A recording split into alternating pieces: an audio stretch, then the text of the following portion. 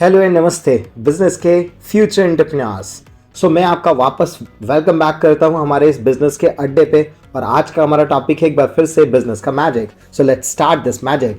और आज के टॉपिक में हम क्लियर करेंगे एक बहुत ही इंपॉर्टेंट फ्लो चार्ट को, क्योंकि इस फ्लो चार्ट को क्लियर करना इतना ज़्यादा इंपॉर्टेंट है इस वक्त, क्योंकि इस सिंगल एक फ्लो चार्ट को क्लियर करने के बाद हमारे क्लास 11th के बिजनेस स्टडी का चैप्टर फर्स्ट ऑलमोस्ट पूरा का पूरा कवर हो जाता है। एंड इसके बाद मैं ऐड करूंगा अपने डिसेंट आइडियाज इस फ्लो चार्ट के साथ। चलिए आइए स्टार्ट करते हैं। सबसे पहले इसे स्टार्ट करने से पहले एक छोटा सा पॉइंटर मैं और ऐड करना चाहूंगा, जो हमने पहले ही पढ़ा है कि इस फ्लो चार्ट के बिजनेस एक्टिविटी के पूरे फ्लो चार्ट को कवर करने से पहले हमें बिजनेस एक्टिविटी तक हम पहुंचे कैसे, हमने स्टार्ट कैसे करा था बिजनेस एक्टिविटी तक पहुंचने के लिए। वापस से एक बार रिकॉल करते हैं। हमने करा था ह्यूमन एक्टिविटी के साथ स्टार्ट। और ह्यूमन एक्टिविटी किसे कहते हैं? All the human activities which are performed to fulfill the human requirement is called the human activity, जिसको हमने फर्दर दो डिफरेंट पार्ट्स के अंदर डिवाइड करा हुआ था। One of them is economic activity and another is non-economic activity. Economic activity whose intention, जिस task का इंटेंशन या objective is to earn money is called economic, और जिसका सिर्फ मेंटल सेटिस्फेक्शन या लव या अफेक्शन में आपने किया या देशभक्ति के लिए करा या प्रोपेगेटिंग ऑफ रिलीजन करा, वो कहीं ना कहीं आपके लिए नॉन इकोनॉमिक एक्टिविटी है। क्योंकि हम बिजनेस स्टडीज को स्टडी कर रहे हैं, इस वजह से बिजनेस को स्टडी करते वक्त हम in the terms of money जरूर ध्यान देते हैं, और यहां पर हम सिर्फ इकोनॉमिक एक्टिविटी को ही स्टडी करने की कोशिश करेंगे। जब फर्दर हम डिवाइड करते हैं तो economic activity can be divide into three major parts, like one of them is business, another is profession and last one is employment. याद रहे कि ये तीनों के बिहाफ पर हमें जब स्टडी करने का मौका मिलता है तो हमारी जो बिजनेस स्टडीज है वो ना तो एम्प्लॉयमेंट स्टडी है ना ही प्रोफेशन स्टडी है, वो है बिजनेस स्टडीज। तो सिर्फ बिजनेस वाले रूट को हम वापस से आगे पूरे class 11th and 12th and आगे भी जो है कॉमर्स स्ट्रीम में इसको रीड करेंगे, इसको स्टडी करेंगे प्रॉपर तरीके से, तो ये आपको एक अपॉर्चुनिटी मिलेगा। तो स्टार्ट करते हैं बिजनेस एक्टिविटी को समझने के लिए। जब भी हम बिजनेस करने की बात करते हैं तो हमने पहले भी इससे रिलेटेड बात करी है कि कभी भी बिजनेस के लिए आपको जो ध्यान रखना है, जो डेफिनेशन में हमने पढ़ा हुआ था, either the production of the goods and services, either the production of goods और सर्विसेज, ठीक है, और या फिर आपके पास दूसरा ऑप्शन क्या है? Distribution. Distribution in the sense like हम कह सकते हैं कि वो जो सप्लाई चेन होती है हमारी, जिसमें सबसे पहले प्रोड्यूसर और सबसे लास्ट में जो है कंज्यूमर आता है, और वो कंप्लीट होता है बीच के मिडल मैन से होलसेलर एंड रिटेलर के साथ। उस सप्लाई चेन को पूरा करना itself is also kind of business, जो कि हमने पढ़ा था। क्योंकि कभी भी जब हम बिजनेस की बात करते हैं तो हम किसी प्रोडक्ट की यूटिलिटी को बढ़ाते हैं। यूटिलिटी हमने बहुत क्लैरिटी से समझा हुआ है। आइदर हम किसी लकड़ी के वुड को हम उसे एक फर्नीचर में, फाइन डिसेंट टेबल में, बेड में या चेयर में कन्वर्ट कर देते, तो हमने उसकी प्रोडक्ट यूटिलिटी को बढ़ा दिया। तो जब आप प्रोडक्ट यूटिलिटी को बढ़ाते हैं तो आप यहां पर प्रोडक्शन दे रहे हैं, प्रोडक्शन कर रहे हैं। किस चीज का? प्रोडक्ट की यूटिलिटी को बढ़ाकर हमने वहां पर एक नए फाइन प्रोडक्ट को प्रोड्यूस करा हुआ है। या फिर आपके पास सर्विसेज भी है कि आप सर्विस को प्रोड्यूस कर लें या आप गुड्स को प्रोड्यूस कर लें। आइदर दो और ऑप्शन है आपके पास, आप किसी भी प्रोडक्ट की यूटिलिटी को बढ़ा सकते हैं। दूसरा ऑप्शन आपके पास निकल के आता है टाइम यूटिलिटी। टाइम यूटिलिटी मतलब उसको स्टोर करना, वेयर हाउस में स्टोर करना, कोल्ड स्टोरेज में स्टोर करना, उसको उस समय तक के लिए स्टोर करना जब उसकी डिमांड हाई होगी। और यहां पर भी आप उसकी यूटिलिटी को बढ़ा रहे हैं, और उसके बदले में आपको जो मिलेगा वो कहीं ना कहीं आपके लिए कंसिडरेशन फॉर्म मिलेगा उसे एक्सचेंज करने के बाद, जिसे आप अपने प्रॉफिट की तरह देखेंगे। And then last one is all about, जो हम पहले भी क्लियर कर चुके हैं, वो है हमारा प्लेस यूटिलिटी, यानी किसी प्रोडक्ट को एक प्लेस से दूसरे प्लेस तक पहुंचाना, ट्रांसपोर्ट करना, और उसके बाद फिर उसकी यूटिलिटी को बढ़ा देना। एग्जाम्पल हम पहले भी ले चुके हैं, जस्ट लाइक पानी की एक बॉटल अगर दिल्ली के अंदर है और राजस्थान के अंदर है और फिर सऊदी अरब में जाती है, तो इन तीन डिफरेंट जगहों पर इसका प्राइस जो है वो अलग होगा, क्योंकि तीनों जगह पर यूटिलिटी जो होती है वो अलग होती है। कहीं ना कहीं बिजनेसमैन का मेन मोटिव जो होता है वो ये होता है कंज्यूमर को सेटिस्फाई करना। कंज्यूमर जितना ज्यादा सेटिस्फाइड होगा, प्रोड्यूसर उतना ही ज्यादा, उतनी ही यूटिलिटी जो है उससे आस्क कर पाएगा, उतना ही अमाउंट या उतना ही एक्सचेंज के लिए जो है वो अमाउंट रख पाएगा। क्योंकि यहां पर जो डिसाइड होता है किसी भी प्रोडक्ट का प्राइस जो डिसाइड होता है वो तीन फैक्टर के ऊपर डिपेंड करता है। फैक्टर नंबर वन, उस प्रोडक्ट की यूटिलिटी, वो प्रोडक्ट मेरे लिए कितना यूजफुल है। सबसे पहला फैक्टर ये होता है। तो आप भी अगर अपने बिजनेस के अंदर इन्वॉल्व है और आप प्राइसिंग नहीं कर पा रहे तो सबसे पहले समझिए कि उसकी यूटिलिटी कितनी है, पहले तो आपको ये समझना पड़ेगा। दूसरा, कभी भी कोई भी प्रोड्यूसर अपने किसी भी प्रोडक्ट को अपने मैन्युफैक्चरिंग कॉस्ट से कम पर नहीं बेचना चाहता है, तो दूसरा डिसाइडिंग फैक्टर होता है वो होता है आपका कॉस्ट, यानी आप अपने कॉस्ट से नीचे नहीं जाना चाहते हैं। हाँ, इक्विवेलेंट कुछ केसेस में हो सकते हैं बट नीचे नहीं जाना चाहते। तो दो इंपॉर्टेंट फैक्टर आपने कवर करा, पहला कॉस्ट और दूसरा उसकी यूटिलिटी। और दो और इंपॉर्टेंट फैक्टर हैं, one of them is competitor, की मार्केट में उसी प्रोडक्ट का जो कॉम्पिटिटर है, मेरा जो राइवल है, वो उस प्रोडक्ट की कितनी वैल्यू या कितनी प्राइसिंग रख रहा है। मुझे भी एक रीजनेबल आइडियाज के साथ उसी क्वालिटी के प्रोडक्ट को जब मैं मार्केट में लॉन्च करता हूं तो उसी रेंज बाउंड होकर मुझे भी उसका प्राइसिंग करना पड़ेगा। Then last one is government intervention भी रहता है। गवर्नमेंट जो कुछ चीजों का प्राइस जो है वो अपने कंट्रोल में रखती है, तो वहां पर भी हमें उस चीज के रिगार्डिंग सोचना पड़ता है। बट मैं आपको क्लैरिटी के साथ समझा देना चाहता हूं कि यहां पर बिजनेस एक्टिविटी करते वक्त आप तीन चीजों में इन्वॉल्व हो सकते हैं: production of goods and services, distribution of goods and services, या यूटिलिटी को किसी भी तरीके से, आइदर टाइम यूटिलिटी या फिर प्लेस यूटिलिटी को बढ़ा करके आप यहां पर बिजनेस एक्टिविटी में इन्वॉल्व हो सकते हैं। यहां पर आप देखेंगे हमारे फ्लो चार्ट के अंदर जो हमारी बिजनेस एक्टिविटी को डिवाइड करा गया है बेटा जी, वो दो हिस्सों में करा गया है।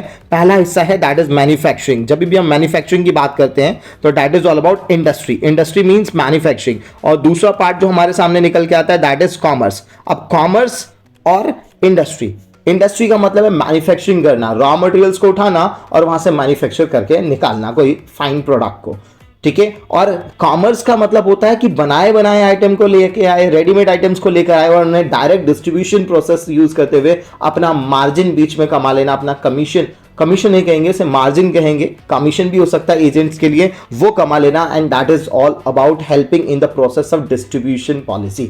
सो वो हमें सप्लाई चेन बनाने में बहुत हेल्प करता है, दैट इज अगेन इंपॉर्टेंट। जब भी हम बात करते हैं इंडस्ट्री की, हम सबको पता है industry can be divided into 3 different categories. Number 1 primary industry, secondary industry and तीसरा जो है दैट इज सर्विस सेक्टर और टेरिटरी इंडस्ट्री।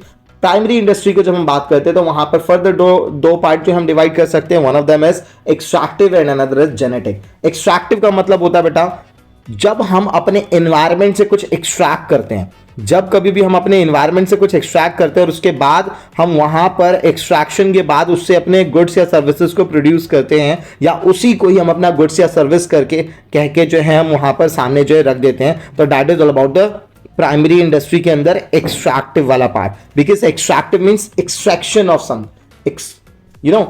एक्सट्रैक्ट कर लिया। जैसे कि फॉर एग्जाम्पल माइनिंग करके प्लांटेशन जो है, कहीं ना कहीं प्लांटेशन जो है एक इंपॉर्टेंट फैक्टर है, ये आपके एग्जाम में पूछा जाएगा, आपको बहुत क्लियरली इसको समझना पड़ेगा। प्लांटेशन के अंदर हम बात करें जो क्रॉप या हार्वेस्टिंग होती है वो तो हमारे लिए कहीं ना कहीं एक्सट्रैक्ट का हिस्सा है, लेकिन जब हम बात करते हैं ऐसे पेड़ों की जिन्हें 20 साल 25 साल 5 साल 10 साल लगते हैं, उन पेड़ों में हम एक्सट्रैक्शन ना यूज करके हम वहां पर जेनेटिक वाला पार्ट यूज करते हैं। रीजन बहुत क्लियर है, क्योंकि उसमें जेनेटिक के अंदर हम ब्रीडिंग करते हैं, लाइक पॉलिटी फार्मिंग हो गई, बी कीपिंग हो गई। सो ऐसे जो मधुमक्खियों को ये सब जो है कहीं ना कहीं जेनेटिक का हिस्सा हो गया, क्योंकि हमें इनको जो है ब्रीडिंग करनी पड़ती है, राइट ना। लेकिन जब हम बात करते हैं प्लांट्स की, तो प्लांट्स और ट्री, ये दोनों को आप समझना पड़ेगा कि हार्वेस्टिंग जो है, जो हम क्रॉपिंग करते हैं, वो क्रॉपिंग कहीं ना कहीं हमारे एक्सट्रैक्शन का पार्ट है। और अदरवाइज जब हम प्लांट की बात करते हैं तो उसे टाइम देना पड़ता है, उस प्रोसेस में टाइम लगता है 5 साल 10 साल, तो उसी वजह से वो जेनेटिक का हिस्सा माना जाता है। तो प्राइमरी सेक्टर के अंदर again there are 2 different parts, number 1 extractive, number 2 genetic. जितना भी हमारे एनवायरनमेंट से एक्सट्रैक्ट करके प्रोडक्ट रेडी करा जाता है, लाइक हम कोल की बात करें, हम गोल्ड की बात करें, हम एनवायरनमेंट से ऑक्सीजन और हाइड्रोजन को निकालने की बात करें, वो सब हमारा एक्सट्रैक्टिव का पार्ट है। और जब हम मछली पालने की बात करते हैं, एनिमल को पालने की बात करते हैं, एनिमल हस्बेंड्री, पूरा का पूरा वो सिस्टम जेनेटिक के अंदर आता है। But one of the very important question जो आपके एग्जाम में पूछा जाएगा, बताइए प्लांट्स को या ट्रीज को कुछ समय तक रखा गया और उसके बाद पाला गया और उगाया गया और बड़ा किया गया और उसके बाद जो 10 इयर्स के बाद उसे सेल किया गया, ये कौन से वाले प्राइमरी सेक्टर का पार्ट है, एक्सट्रैक्टिव का या जेनेटिक का? तो आपको आंसर करना पड़ेगा this is the part of the genetic system. The next one is all about the secondary. Secondary is always like manufacturing के अंदर ही ये ध्यान रखेंगे आप कि सेकेंडरी प्रोसेस को जो हम कहते हैं वो कहीं ना कहीं सेकेंडरी सेक्टर प्राइमरी सेक्टर के ऊपर बहुत ज्यादा डिपेंडेंट होता है, क्योंकि प्राइमरी सेक्टर जो है वो एक तरीके से रॉ मटेरियल प्रोवाइड कराता है सेकेंडरी सेक्टर को, और वो वहां पर उसकी यूटिलिटी को इंक्रीमेंट करके, यूटिलिटी को बढ़ाकर सामने सर्व कर देता है। तो कहीं ना कहीं मैन्युफैक्चरिंग वाले पार्ट के अंदर आपको ये याद रखना पड़ेगा कि जब हम मैन्युफैक्चर करने की बात करते हैं तो इंडस्ट्री के अंदर सेकेंडरी सर्विस जो है वो पूरी तरह से डिपेंड होता है हमारे एग्रीकल्चर डिपार्टमेंट के ऊपर, यानी प्राइमरी सेक्टर के ऊपर डिपेंड करता है, क्योंकि वहां से रॉ मटेरियल लेकर उसके बाद उसे फाइन गुड्स में कन्वर्ट करता है। यहां पर एक और छोटा सा कॉन्सेप्ट मैं आपको समझा देना चाहूंगा कि हमारे पास intermediate goods, final goods, raw material और कैपिटल गुड्स, ये चार वर्ड हैं जिसको आपको बहुत क्लियरली समझना पड़ेगा। मैं आपको बता दूं, फाइनल गुड्स को समझते वक्त आप सिर्फ इतना समझेंगे कि final goods are those goods जो डायरेक्टली टू कंज्यूम है, यानी which is ready to use, जिसे हम यूज करने के लिए रेडी हो जाते हैं। और इंटरमीडिएट गुड्स वो होते हैं जिनमें अभी फर्दर वैल्यू एडिशन होना बाकी है। फॉर एग्जाम्पल, आप मार्केट से ब्रेड लाते हैं और ब्रेड के ऊपर सॉस या जैम लगाकर आप कंज्यूम कर लेते हैं, that bread is a final good for you. लेकिन अगर उसी ब्रेड को एक कॉन्फेक्शनर, एक हलवाई खरीदता है और उसे वो ब्रेड पकोड़े में कन्वर्ट करके वापस से उसे 10 रुपी पर पीस और 20 रुपीज पर पीस बेचता है, यानी कहीं ना कहीं उसने उस ब्रेड के पैकेट के ऊपर, ब्रेड के एक सिंगल यूनिट के ऊपर वैल्यू एडिशन करके, उसे फ्राई करके या कुछ भी डीप फ्राई करके या जो भी है उसके जरिए उसने उसमें वैल्यू एडिशन करा और उसके बाद उसका चार्ज है वो ज्यादा ले रहा है। सो कहीं ना कहीं एक कॉन्फेक्शनर के लिए वो गुड्स इंटरमीडिएट गुड्स था, लेकिन जब उसने ब्रेड में कन्वर्ट कर दिया, अब किसी कस्टमर ने कंज्यूम करने के लिए खरीदा, रेडी टू यूज, राइट ना, रेडी टू कंज्यूम है, तो वो हम कहीं ना कहीं कंज्यूमर्स गुड्स के अंदर कन्वर्ट करते हैं। तो आपको फाइनल गुड्स और कंज्यूमर गुड्स के साथ एक ही वर्ड है, फाइनल गुड्स या कंज्यूमर गुड्स कह सकते हैं। इंटरमीडिएट गुड्स का मतलब होता है इसमें भी फर्दर वैल्यू एडिशन होना बाकी है। ऐसा इंडस्ट्रीज के साथ भी होता है कि एक इंडस्ट्री का गुड्स दूसरी इंडस्ट्री के लिए इंटरमीडिएट गुड्स में कन्वर्ट होता है। जैसे कि मैं बात करता हूं, लाइक टाटा स्टील जो है वो कहीं ना कहीं स्टील बनाती है और अशोक लेलैंड जो है वो ट्रक बनाते हैं, तो उनका फाइनल गुड्स जो है कहीं ना कहीं अशोक लेलैंड के लिए इंटरमीडिएट गुड्स में कन्वर्ट हो जाएगा। इसके साथ ही कैपिटल गुड्स वो गुड्स होते हैं जिनको हम रॉ मटेरियल के फॉर्म में या स्टॉक के फॉर्म में नहीं रखते हैं, हम अपने प्रोडक्शन की क्वांटिटी को बढ़ाने के लिए, यानी प्रोडक्शन के यूनिट को बढ़ाने के लिए करते हैं। तो that is the one of the, और एक्सपेंसिव यूज होता है, जैसे हम एक इन्वेस्टमेंट की तरह डील करते हैं, तो कहीं ना कहीं हम जो वो खरीद के लाते हैं तो वो कैपिटल गुड्स के अंदर डील करे जाते हैं।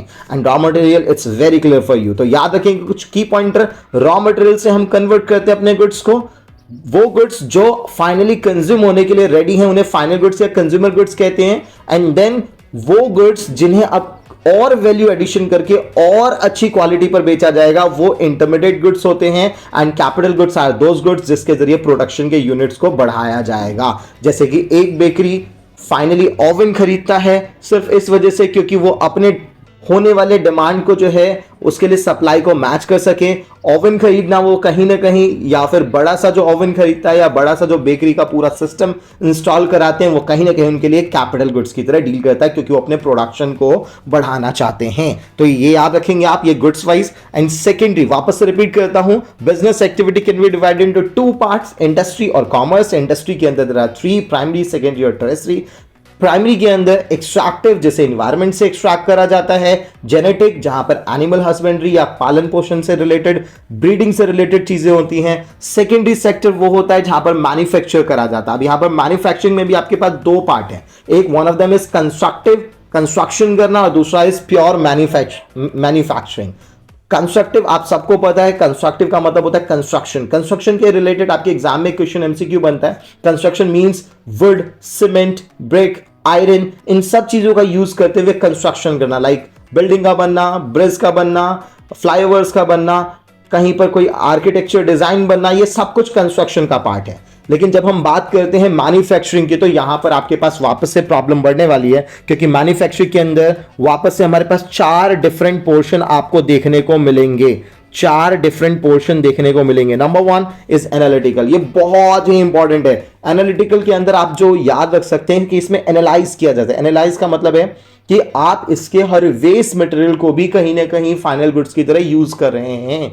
यहां पर वेस्ट कुछ भी नहीं होता है, वेस्ट भी यूजफुल होता है। The best example for this is crude oil. Crude oil को फिल्टर, प्योरीफाई किया जाता है। प्योरीफाई करने के बाद जो वेस्ट बचता है, जो भी वेस्ट बचता है, लाइक कैरोसिन या डीजल या पेट्रोल या फिर गैसेस, जो भी है, तो जो एक प्रोसेस के बाद जो वेस्ट बचता है वो भी कहीं ना कहीं यूज होता है। उसके बाद दूसरे प्रोसेस के बाद जो वेस्ट बचता है वो भी कहीं ना कहीं यूज होता है। तो इसे एनालिटिकल प्रोसेस कहा जाता है, जहां पर प्रोडक्शन हो रहा है और कंज्यूम और जो यूज किया जा रहा है वो उसके वेस्ट मटेरियल को किया जा रहा है, जो फाइन मटेरियल है उसको रिफाइन करने के बाद जो फाइनली जो प्रोडक्ट निकल के आ रहा है वो भी यूज होता है और उसके वेस्ट मटेरियल को भी यूज करते हैं। सिंथेटिक, ये बहुत इजी पार्ट है आपका। Synthetic in the sense artificial kind of जिसमें नेचुरल चीजों को यूज ना करके केमिकल्स का इस्तेमाल किया जाता है। जस्ट लाइक मैं बात कर रहा हूं पेंट की, मैं बात कर रहा हूं सीमेंट की, आपने पीओपी का पूरा केमिकल रिएक्शन भी क्लास 10 के अंदर पढ़ा हुआ है जिप्सम के साथ। तो वो सारा पार्ट जो है वो कहीं ना कहीं सिंथेटिक प्रोसेस का पार्ट है, तो वो सिंथेटिक मैन्युफैक्चरिंग के अंदर आता है। प्रोसेसिंग इंडस्ट्री, ये वो इंडस्ट्री है जिसके बारे में आप बेटर समझते हैं, जहां पर एक पूरे प्रोसेस को फॉलो किया जाता है और उस प्रोसेस के बाद फाइनली हमारे पास आउटकम निकल के आता है। जस्ट लाइक शुगर केन से शुगर को रेडी करना, so there is a process, certain process is there, जिसके बाद हमारे पास फाइनल गुड्स निकल के आता है। या पोटैटो से पोटैटो चिप्स और लेज के पैकेट को पैक करना, देयर इज अ प्रोसेस, एक पूरा प्रोसेस है। प्रोसेस के बाद फाइनली आपके पास आउटकम निकल के आता है। Last one is assembling industry. This is great industry because हमारा इंडिया जो है इसमें कहीं ना कहीं बहुत आगे निकलने की कोशिश कर रहा है। असेंबलिंग इंडस्ट्री बेसिकली जो है हमारे इलेक्ट्रॉनिक आइटम से रिलेटेड है, जिसे बनाया अलग अलग जाता है और फिर उसे असेंबल कर दिया जाता है। आपके जो कार है वो भी उसके डिफरेंट पार्ट जो है वो अलग अलग प्लेसेस पर अलग अलग कंपनियां बनाती है और उनको एक पर्टिकुलर कंपनी जो है अपना ब्रांडिंग करके उसे असेंबल कर देती है। So that is the part of assembling industry. Primary industry, secondary industry and tertiary industry are the part of the industry, right. और ये जो है कहीं ना कहीं प्राइमरी इंडस्ट्री के अंदर दो पार्ट हैं, एक्सट्रैक्टिव, जेनेटिक। सेकेंडरी इंडस्ट्री के अंदर कंस्ट्रक्टिव और मैन्युफैक्चरिंग, और मैन्युफैक्चरिंग में हमारे पास चार पार्ट वापस से आते हैं, that is assembling, synthetic, analytical and last one is processing industry. और तीसरा पार्ट जो निकल के आता है वो हमारे सर्विस सेक्टर के तौर पर निकल कर आता है, टेरेस्ट्री पार्ट। जब हम दूसरे पार्ट पर जाते हैं, दूसरी साइड पर जाते हैं, कॉमर्स वाले पॉइंटर को जाते हैं, तो कॉमर्स वाले पॉइंटर के अंदर distribution of goods and services होता है। Distribution of goods and services मतलब डिस्ट्रीब्यूशन से रिलेट करते हुए हम समझते हैं ट्रेड करना। What do you mean of trade? Trade आप समझते हैं, trade means buying and selling करना, बट यहां पर प्रोडक्शन इन्वॉल्व नहीं है, ये आप याद रखेंगे। Exchange of goods and services तो है, बट यहां पर प्रोडक्शन नहीं किया जा रहा है। और जब ट्रेड की बात करते हैं तो ट्रेड हमारे पास जो है क्वांटिटी के हिसाब से भी डिवाइड होते हैं, लेवल के हिसाब से भी डिवाइड होते हैं। क्वांटिटी के हिसाब से हमारे पास रिटेल ट्रेडर हैं और होलसेलर ट्रेडर हैं, वो हमारे दो लेवल पर डिवाइडेड हो जाते हैं, होलसेलर और रिटेलर के फॉर्म में। होलसेलर जो है वो बल्क क्वांटिटी रखता है अपने पास और स्मॉल क्वांटिटीज में डील करता है। रिटेलर कंपैरेटिवली अगर देखें तो होलसेलर के मुकाबले अपने पास जो है क्वांटिटी कम रखता है, but multiple types of goods में डील करता है। होलसेलर हार्डली 1, 2 और 3 टाइप ऑफ गुड्स में डील करता है, लेकिन रिटेलर जो है वो आप देखेंगे आपके रिटेलर शॉप पर आपको कई सारे टाइप ऑफ गुड्स मिल जाएंगे, लेकिन उनकी क्वांटिटी जो है होलसेलर के मुकाबले वो कम रहती है। ऐसे अगर हम बात करें लेवल के हिसाब से, तो अभी आपके चैप्टर 1 के अंदर मेंशन करा हुआ है ट्रेड हम लेवल के हिसाब से भी समझते हैं, लेकिन उससे पहले आप समझ जाइए कि ट्रेड हमारे पास जनरली दो तरीके के होते हैं, एक इंटरनल ट्रेड और एक एक्सटर्नल ट्रेड। इंटरनल ट्रेड को हम कहीं ना कहीं हम जो है अपने with in the country, with in the nation, right, with in the boundary of a country, उसके अंदर ही मेंशन करते हैं। और इसके अंदर 3 पार्ट होते हैं। One of them is local trade, आपके एग्जाम में एमसीक्यू फॉर्म में क्वेश्चंस भी आएंगे। लोकल ट्रेड का मतलब होता है वो टाइप ऑफ गुड्स जो कि पैरिशेबल आइटम के होते हैं, उन्हें हम प्रोड्यूस करते हैं एक लोकल एरिया के अंदर और उसका डिस्ट्रीब्यूशन भी सिर्फ उसी एरिया तक रह जाता है। यहाँ पर आपके एग्जाम के लिए बहुत इंपॉर्टेंट है, आप एक बार लोकल वर्ड को क्लैरिफाई कर लें अपने लिए। यहाँ पर लोकल का मतलब है with in a district, with in the boundary of a district. एक डिस्ट्रिक्ट के अंदर जो विलेजेस हैं उसके अंदर ही उसका प्रोडक्शन होता है और उसके अंदर ही उसका कंजम्पशन भी हो जाता है।